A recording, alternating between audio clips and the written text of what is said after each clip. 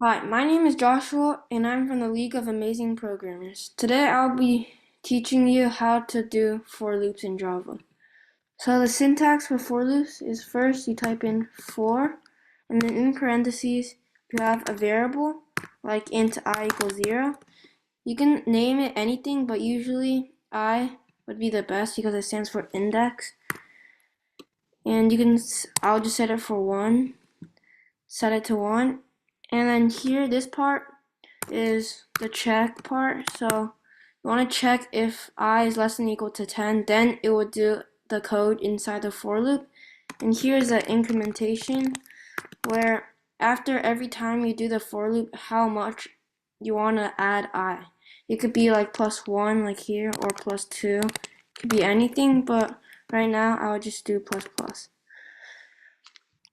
In here, you can write any code, but right now I'll just print out I. So this should print out 1, 2, 3, 4, 5, 6, 7, 8, 9, 10.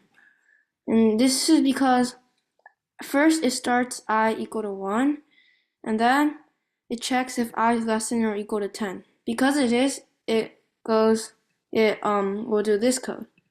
After it finishes doing the code inside the for loop, it would increment the variable, and it would check if it's less than or equal to 10 again. So because 2 is less than or equal to 10, it will do it again. And it will keep on doing this until I is equal to 11. And now this doesn't pass. So then it wouldn't do this code, and it would just exit the for loop and do whatever is here. So let's run it to see if it works. And yep, it prints out all the numbers from 1 to 10. Now that you know how to do for loops, you can test it out in your own code. Thank you.